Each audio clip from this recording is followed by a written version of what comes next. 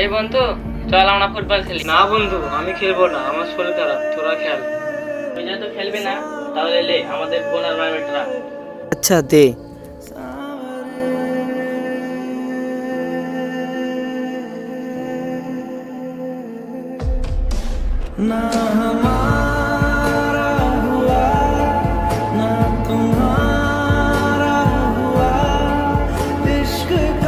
Hello,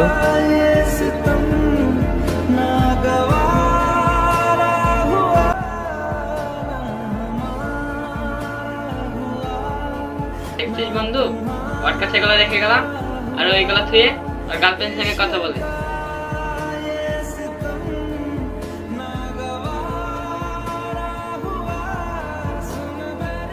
কি রে বন্ধু, আমার বাড়ি তো 1000 টাকা ছিল, টাকাগুলি কই? আসিফ, মানিব্যাগ গুলো তো আরিফের কাছে ছিল, চল আরিফের কাছে কি জিজ্ঞেস করি।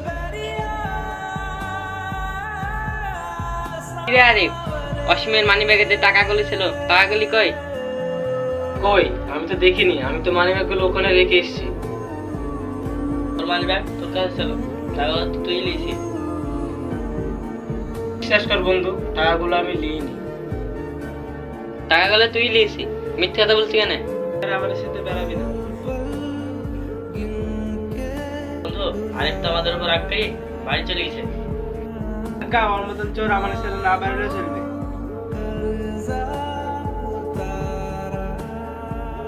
বন্ধু, তোদের একটা কথা বলি শোন, তোর টাকাটা চুরিয়ে যায়নি, ওই টাকাটা আর কেউ লাইনি, আমি লিয়েছিলাম।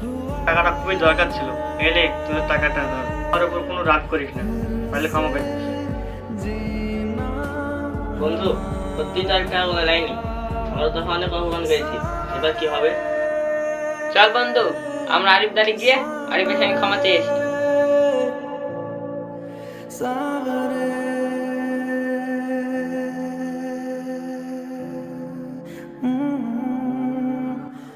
ভাই শুনছেন?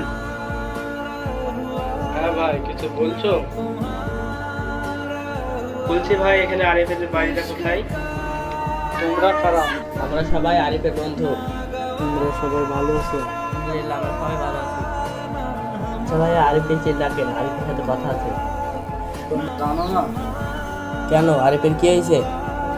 আরিফ তো কিছুদিন আগে কলেজ থেকে বাড়ি আসার পথে অ্যাক্সিডেন্ট করে মারা গেছে।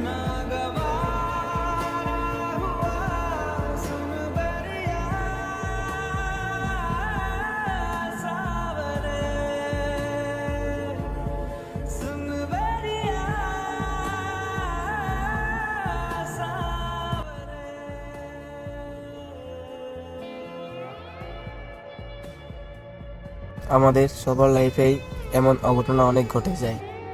আমরা সত্যতা যাচাই না করে অনেককে খারাপ ভাবি। হয়তো এই গল্পটার মতন আপনিও অনেক মানুষের সাথে ক্ষমা চাওয়ার সুযোগ পাবেন না।